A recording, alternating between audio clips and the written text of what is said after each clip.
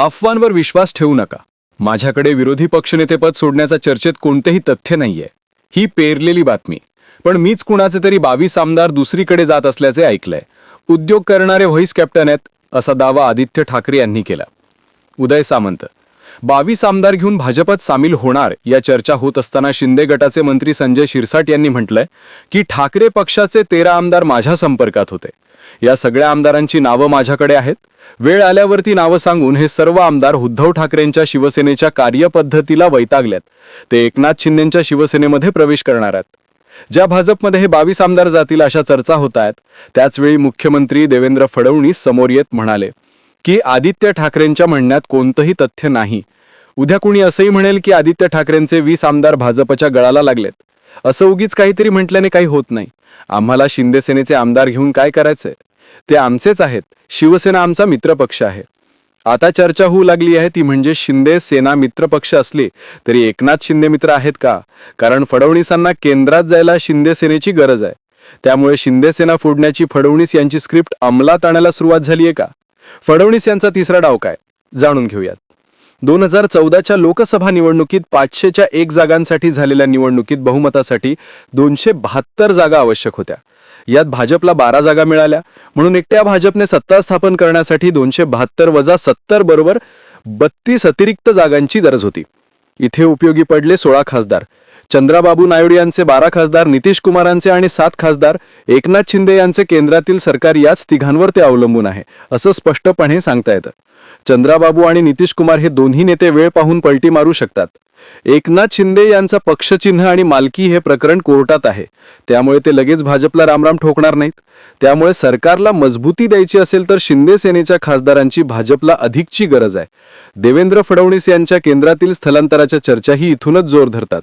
एकनाथ शिंदे यांच्या 7 खासदारांसाठी भाजपनं अगोदरच कंबर कसली आहे. ती म्हणजे एकनाथ शिंदे यांचा होल्ड असलेला कल्याण आणि ठाणे या 2 जागांवर रवींद्र चव्हाणांनी फिल्डिंग लावली. श्रीकांत शिंदे यांच्या भोवती भाजपनं लावलेल्या ट्रॅपमध्ये रवींद्र चव्हाणांना अधिक बळ देऊन ही जागा धोक्याची केली गेली. नरेश म्हस्के यांच्या ठाण्यात संजय केळकर यांना बळ दिलं जातंय. शिंदे सेनेचा पारंपरिक मतदारसंघ असलेला संभाजीनगरची जागा संदीपान भुमरे यांना मिळाली होती. तिथे राजू शिंदे आणि मराठा असणारे विनोद पाटील यांचं नाव भाजपनं पुढे केलं. तर बुलढाण्यात प्रताप जाधव यांच्या विरुद्ध संजय कुटे किंवा रविकांत तुपकर मैदानात ठेवलेत. मावळचे खासदार श्रीरंग बारणे, हातकणंगलेचे खासदार धैर्यशील माने आणि मुंबई उत्तर पश्चिमचे खासदार रवींद्र वायकर यांची परिस्थिती फारशी वेगळी ठेवलेली नाही. एकनाथ शिंदे आजही भाजप सोबत आहेत. मात्र भाजपच्या रवींद्र चव्हाण, नितेश राणे यांच्यासारख्या नेत्यांमुळे ते कधीही दूर जाऊ शकतात. हे नगर परिषद आणि नगर पंचायत निवडणुकीत लक्षात आलंय. त्यामुळे आता केंद्रातील 7 खासदारांच्या भोवती ट्रॅप लावून मोदींचं सरकार मजबूत करण्यासाठी त्यांचा गट शिंदेंच्या सहमतीशिवाय फडणवीस आपल्या बाजूने घेऊ शकतात हेच यातून स्पष्ट दिसतंय.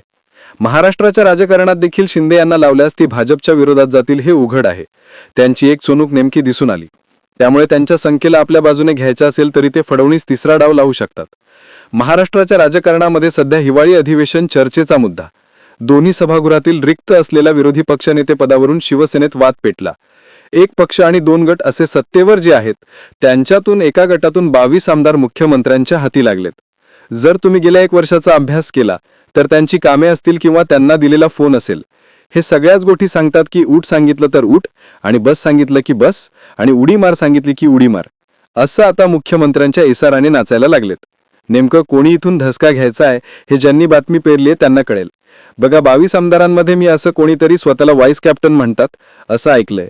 त्यांचे काय उद्योगधंदे चालतात ते मला माहिती नाही. आदित्य ठाकरे यांच्या विधानानंतर उदय सामंत 22 आमदार घेऊन भाजपात जाणार असल्याच्या चर्चा नव्यानं होऊ लागल्या. भाजपला असं काही करण्याची गरज आहे का? तर याचं उत्तर हो असं आहे. कारण भाजपचा वाढणारा विस्तार आणि विरोधकांना संपवण्याचा आखलेला नवीन धोरण पाहता शिंदे यांना मित्रपक्ष करण्यात भाजपला आता रस नाही. त्यापेक्षा त्यांच्या नेत्यांना भाजपच्या झेंड्याखाली आणून भाजपने महाराष्ट्र करण्यावर भर दिलाय. आता आदित्य ठाकरे यांच्या या विधानावर उत्तर देताना उद्या कोणी हेही म्हणू शकेल की आदित्य ठाकरेंचे जे 20 आमदार आहेत तेही भाजपच्या गळाला लागलेत. असं कोणाच्या म्हणण्याने थोडी होत असतंय. आणि आम्हाला शिंदे सेनेचे आमदार आमच्याकडे घेऊन काय करायचे? ते आमचेच तर आहेत. शिंदे सेना जी आहे ती आमचा मित्रपक्ष आहे असं जरी फडणवीस म्हणाले असले तरीही त्यांच्या धोरणानुसार स्क्रिप्ट जोवर अंमलात येत नाही तोवर बाहेर पुष्टी करायची नाही हे एकनाथ शिंदेंच्या फुटीपासून लक्षात आलंय. उद्धव ठाकरे गटाचे उर्वरित फक्त 20 आमदार फोडण्यात भाजपला रस नाही. कारण ते न फोडताही आपल्याकडे येतील अशी परिस्थिती सध्या आहे. शिंदेंना सोडून आमदार भाजपकडे कसे जाऊ शकतात याची कारणं अगोदर लक्षात घेऊ. मध्यरात्री एकनाथ शिंदे 40 आमदारांना घेऊन सुरतला, तिथून गुवाहाटीला गेले. त्यानंतर 50 आमदारांमध्ये एक आमदार एकनाथ शिंदेंना जोडला जाऊ लागला. आता हे जोडले गेलेले आमदार देवेंद्र फडणवीसांच्या सूचनेनंतर गेले अशी चर्चाही झाली. याची पुष्टी खुद्द बच्चू कडू यांनी केली. नंतर जी काही लोक गेली ती एकनाथ शिंदेंच्या बंडात नव्हती, ती केवळ फडणवीसांच्यामुळे गेली असं म्हणत यावरती अनेक कारणं समोर आली. त्यानंतर दुसरं कारण म्हणजे असे नेते आहेत जे शिंदे यांच्या शिवसेनेपेक्षा भाजप आणि फडणवीस यांच्या जवळचे आहेत. तर यामध्ये आता वेगवेगळ्या नेत्यांची वेगवेगळी कारणं आहेत. जसं की रामदास कदम एकनाथ शिंदे यांना सिनियर आहेत. गजानन कीर्तिकर यांच्या पत्नीने ज्युनियर शिंदेंच्या हाताखाली काम करायचंय असं शल्य बोलून दाखवलं होतं. उदय सामंत, देवेंद्र फडणवीस यांच्या ग्रुपमधील महत्त्वाचे नेते. तिसरं कारण म्हणजे मूळचे भाजपवासी, परंतु त्यांना शिंदे सेनेकडून निवडून आणून उभं केलं होतं. त्यामुळे भाजपकडून आदेश येताच ते आपल्या मूळ पक्षात वापस येतील यात शंका नाही. आता उदय सामंत यांच्यासोबत कोण कोण असू शकतं ते यांच्याविषयी सुद्धा आपण माहिती घेऊया. यात पहिलं नाव येतं ते म्हणजे राजकीय पुनर्वसन करण्यासाठी इच्छुक असलेले रामदास कदम आणि कीर्तिकर यांचं. तानाजी सामंत हे सुद्धा तसं महत्त्वाचं नाव आहे. पहिल्या कॅबिनेटमध्ये सुपरमंत्री असणाऱ्या तानाजी सामंत यांना नंतर मात्र साईडलाईन करण्यात आलेलं आहे. ते सुद्धा फडणवीसांचे क्लोज आहेत.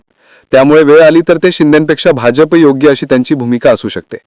देवेंद्र फडणवीस यांच्या फोननंतर उद्धव ठाकरेंसाठी रडणारे आमदार संतोष बांगन यांचा हिंदुत्वाचा फोटो पाहता उदय सामंत यांच्या जवळ जाण्याचा कल दिसून येतो. निलेश राणे आणि अमोल खताळ ही दोन्हीही नावे भाजपची म्हणून अधिक प्रसिद्ध आहेत. मात्र विधानसभेला शिवसेनेचा किल्ला लढवून आमदार झालेले खताळ विखे यांचे आमदार म्हणून ओळखले जातात. विठ्ठलराव लंके विखे यांचे आमदार म्हणून ओळखले जातात आणि विखे म्हणतील तीच पूर्व दिशा अशी त्यांची भूमिका असेल. आणि विखे आणि फडणवीस यांचं सख्य पाहता फडणवीसांच्या शब्दापलीकडे विखे नाहीत. यात अजून एक नाव येतं ते म्हणजे मुरली पटेल, फक्त तिकिटासाठी शिंदेंच्या शिवसेनेत गेलेले आमदार आणि निवडून आलेले आमदार. त्यांच्यासोबत भाजपचे माजी केंद्रीय मंत्री नारायण राणे यांचे सुपुत्र निलेश राणे यांच्या बाबतीत सुद्धा हेच लागू होतं. हा मतदारसंघ शिवसेनेला जातो म्हणून शिवसेनेत गेलेले आमदार ते कालपर्यंत शिंदेंच्या शिवसेनेत नव्हते आणि आज पण नाहीयेत असं म्हणावं लागतं.